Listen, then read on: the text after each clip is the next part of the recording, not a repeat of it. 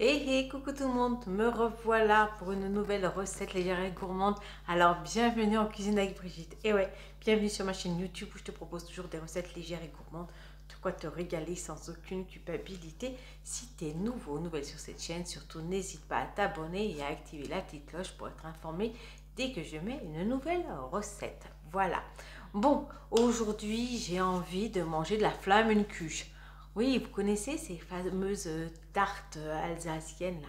Cette pâte avec la crème, les lardons, les oignons. Ouais, ah, j'adore ça, les flamencuches, on va pas se mentir.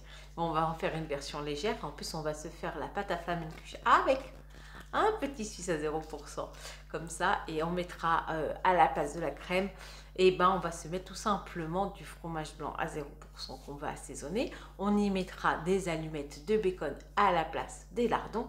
Les oignons, ça ne va pas changer, donc c'est top. Et puis parce que je suis un peu gourmande, je mettrai quelques toutes petites fines lichettes de merguez dessus pour un petit goût gratiné. Voilà. Bon, allez, je te mets la liste des ingrédients, tu mets ton tablier, tu me rejoins en cuisine. À tout de suite.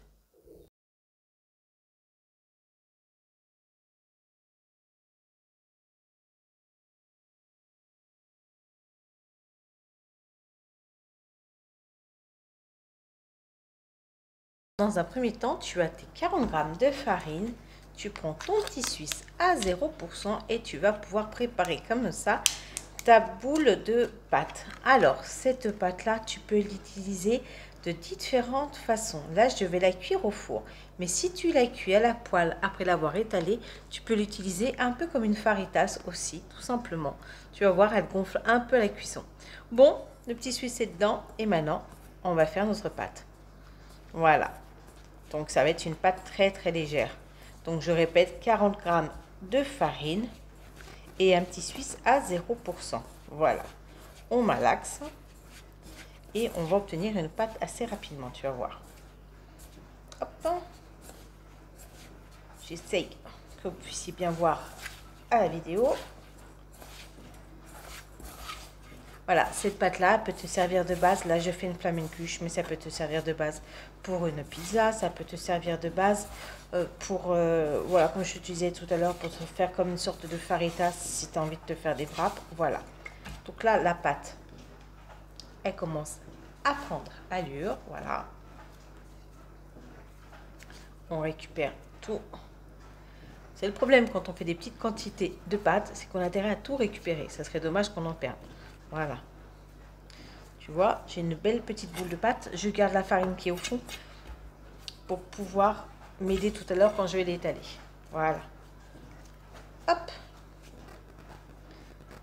Là, je vais prendre mon papier sulfurisé et je vais y mettre déjà un peu la farine dessus pour pouvoir étaler ma pâte. Je vais chercher mon rouleau à pâtisserie et on se retrouve tout de suite après. Me voilà avec mon rouleau à pâtisserie. J'ai mis ma pâte sur mon papier sulfurisé. J'ai mis le reste de la farine qui me restait pour pouvoir m'aider à étaler ma pâte. Voilà. Je fais toujours en sorte de garder la farine qui reste. Comme ça, je sais exactement quelle quantité de farine, en fin de compte, il y aura dans ma pâte. Parce que sinon, quand on en rajoute à chaque fois, effectivement, ça rajoute de la farine à la composition de la pâte et on se retrouve avec une pâte non plus avec 40 g de farine mais avec 50 ou 60. Voilà. Donc là, vous étalez gentiment mais sûrement votre pâte. Vous lui donnez la forme que vous voulez, si vous voulez la faire ronde ou ovale, votre flamencuche. Hein. Donc voilà. Étalez-la assez finement. Et puis, vous lui donnez, comme je vous dis, la forme que vous voulez. Ça sera super bon accompagné d'une petite salade verte. Bon, allez, je continue mon travail pour étaler et on se retrouve tout de suite après.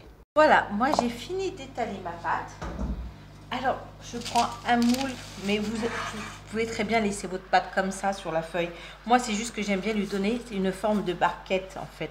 Donc, j'avais acheté un moule qui était super sympa, qui permet de faire des petites barquettes, en fait, avec la pâte. Et tout simplement, je vais mettre dans mon moule pour faire mes petites barquettes de flamencuche. Voilà, tout simplement.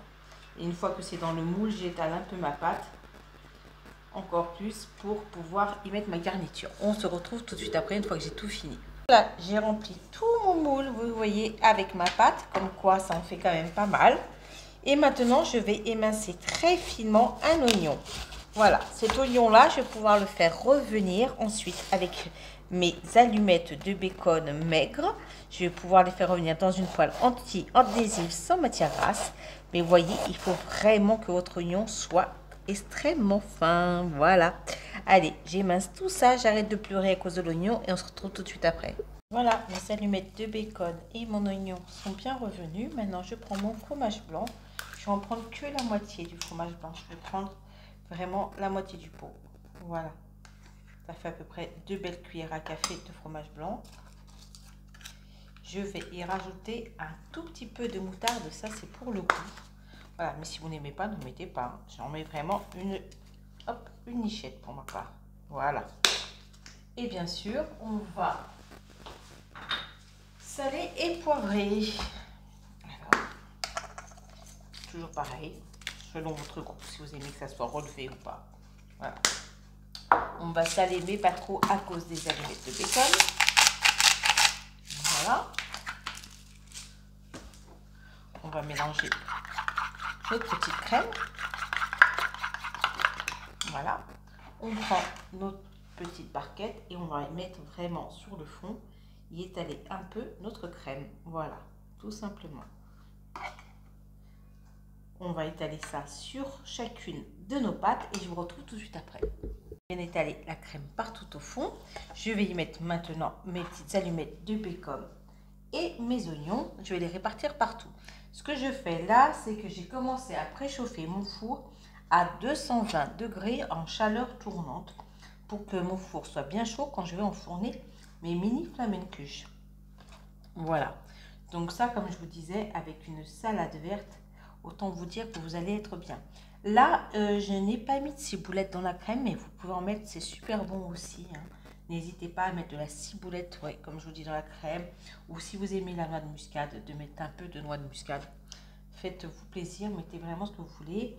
Même là, j'ai fait qu'avec des allumettes de bacon, mais vous pouvez y mettre un petit peu d'oignon si vous souhaitez. C'est très très bon aussi.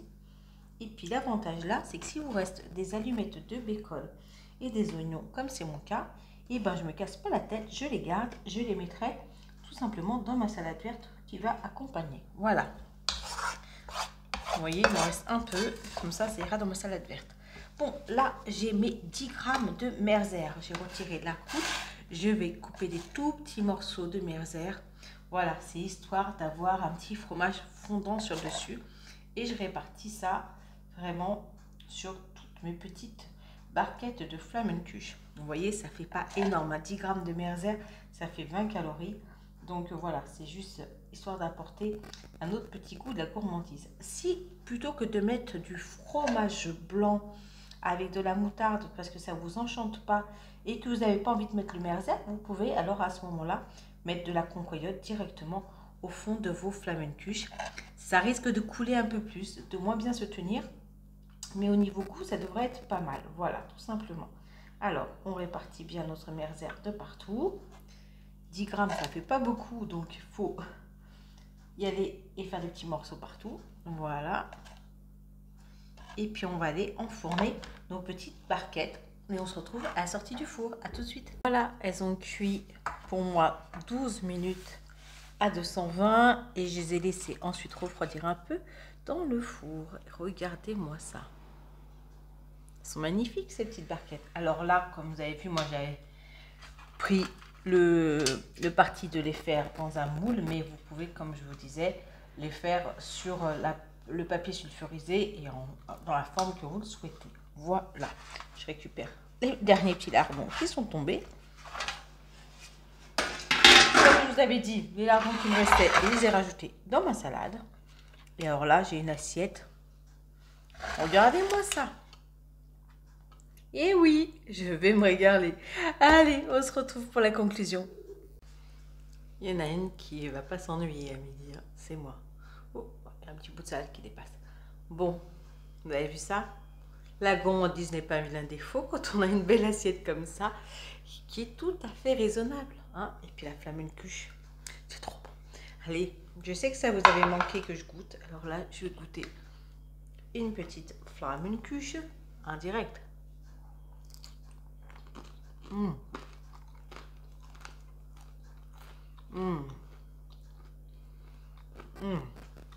trop bon. Franchement, c'est excellent. La pâte est croustillante. Alors ça, je me régale. Vous voyez, je sais pas si vous voyez bien comment la pâte est bien fine. Je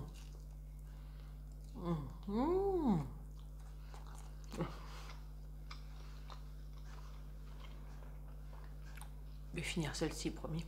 Bon, bah, je pense que ça aura été concluant cette recette, non? Je sais pas ce que vous en pensez. En tout cas, moi, j'adore. Bon. J'espère que cette recette t'aura plu. Moi, j'ai eu beaucoup de plaisir à la partager avec toi. Et surtout, je vais avoir beaucoup de plaisir à la manger. Bon, mais n'hésite pas à me mettre en commentaire si tu as d'autres idées recettes à me proposer. Ou si la flamencuche, tu avais envie de l'adapter autrement. Si tu as mis des champignons, si tu as mis un autre fromage. N'hésite pas à me le mettre en commentaire. Là-dessus, je te dis à très vite pour de nouvelles vidéos. Je te fais d'énormissimes bisous. Ciao, ciao.